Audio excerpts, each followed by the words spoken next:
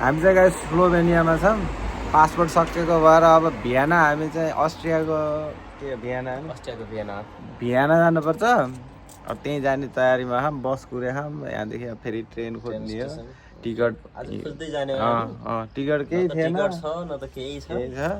आफ्नो तालले अब हिन्दी नि हो नेपाल जस्तो। अब नबुझे सोध्ने हो, भाषा नि मिल्दैन, फेरि गाह्रै छ यो। अब ट्रेन भेटायौँ कि नै त्यो अपडेट गर्छौँ। गाडी त भेटिन्छ, यो हाम्रै ठाउँ हो। यही तल बस्छौँ, यही माथि। गाडी पनि खाली छ, पुरै कोही छैन, खाली छ। 2 जना मात्रै लास्टमा बसेछ। आइसक्यो ल। हामी ठ्याक्क आउने बित्तिकै ट्रेन चाहिँ आइसक्यो। अब हामी जिदानी मक्स जान्छौँ पहिला, त्यहाँबाट चाहिँ इन्टरनेसनल टिकट पाइन्छ कि है। ट्रेन आइसकेको छ।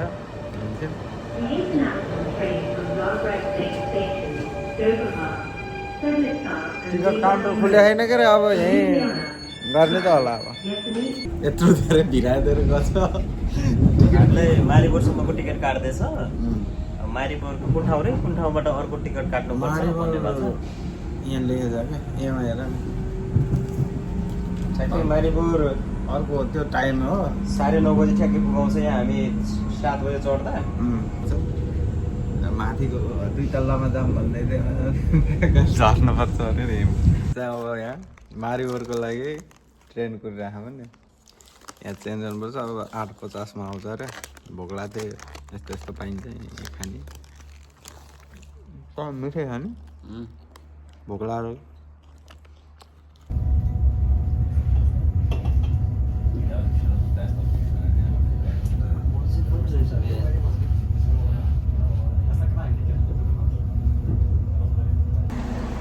हामी कहाँ आइसक्यौँ यादव? अस्ट्रिया आइसक्यौँ। अब यो चाहिँ अस्ट्रिया हामी देखिसक्यौँ। स्लोभेनिया भइएर अस्ट्रिया हो।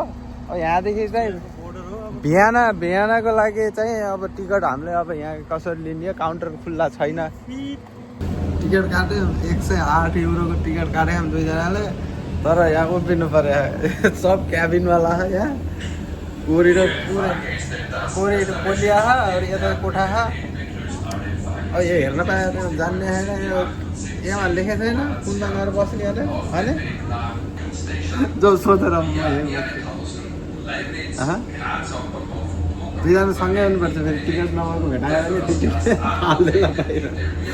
त बाहिर त भन्दै फाइनल्ली पाएले बस्ने ठाउँ।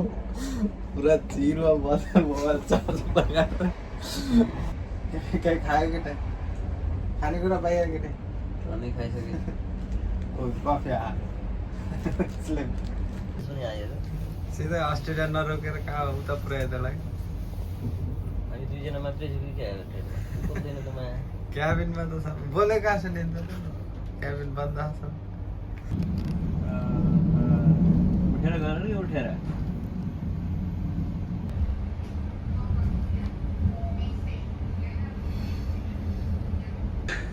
Welcome to Vienna train terminal. Platform is on the right. Thank you and goodbye. यहाँदेखि बाहिर निस्केर अनि कहाँ जाने अरे? एमबिसी जाने। मोबाइलमा नेट छैन। एमबिसी गएर आज त्यही सुत्ने र एमबिसीमा आज त जाने होइन। भोलि जाने तर खोज्नु त पर्यो।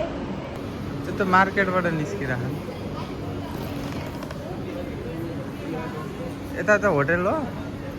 वेटिङ है छ डिपार्चर। त्यो म्याप देखा त्यहाँ। अब इन्फर्मेसन त एउटा इम्पोर्टेन्ट के रहेछ भने हामीले के सोचेर आएको थियौँ स्लोभेनियाको सिम चल्छ भने आखिर चल्दो रहेछ। यहाँ नेटवर्क केही छैन। यहाँ स्टेसनको एउटा 2टा फ्री वाइफाई छ तर काम नलाग्ने छ, चल्दैन। त्यसैबाट पहिल्यै आफूलाई पनि त्यो अफलाइन म्याप डाउनलोड गर्न मिल्छ। देखाइदिउँ फोनमा हौ। एमबिसी भेटाएको म्यापमा चाहिँ गएको छैन म चाहिँ।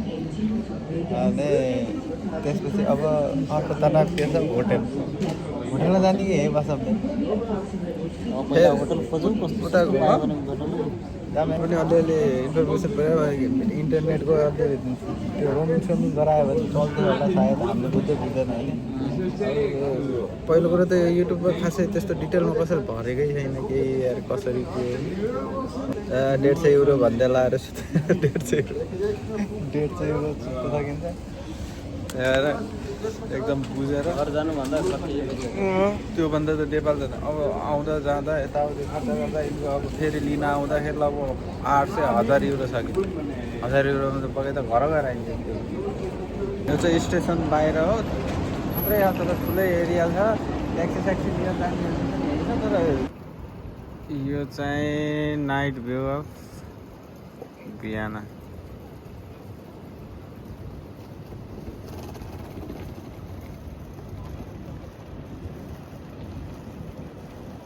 आज रोड कति भएको छु आज रोडमा छु हामीले होटल पनि भेटाएन बुक गर्नलाई नेट नभएर तनाव भएर अब यहाँ बसिरहौँ रोडमा एकछिन थकाइ मेटायौँ अब मलाई लाग्छ 10 बजे भेटिन्न भने 2 बज्यो अब त एयरपोर्ट त्यो के अरे यो ट्रेन स्टेसनमा बस्न पनि बाहिर निकाल्दियो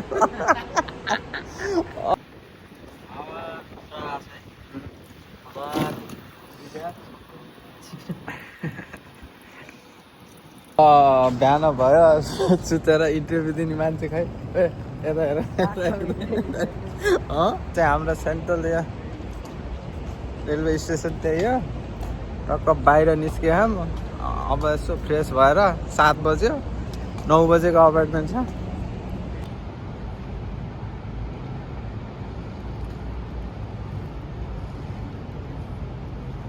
यो चाहिँ गर्मी धेरै भयो भनेर बाफ फाल्ने चाहिँ पानी पनि छ यहाँ तल रेलवे स्टेसन सब पुरै यो बस पार्कको उता चाहिँ ट्रेन स्टेसन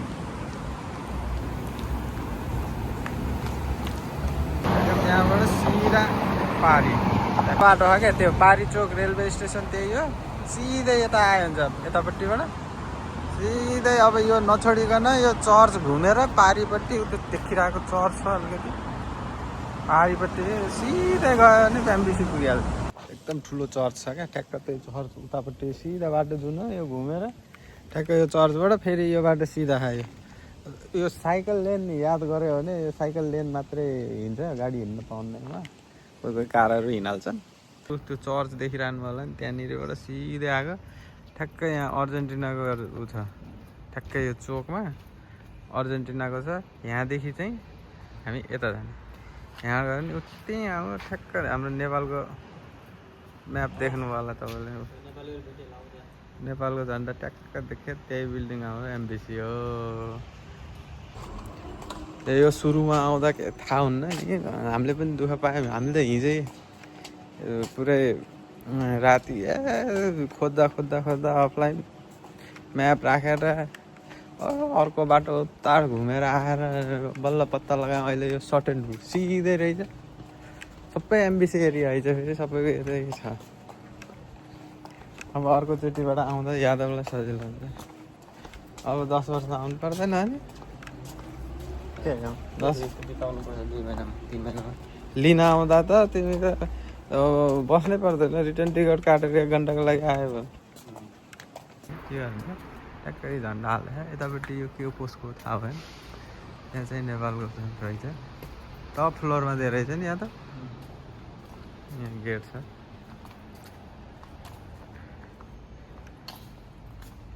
यादवको पासपोर्ट रिन्यु भयो त्यसैको पार्टी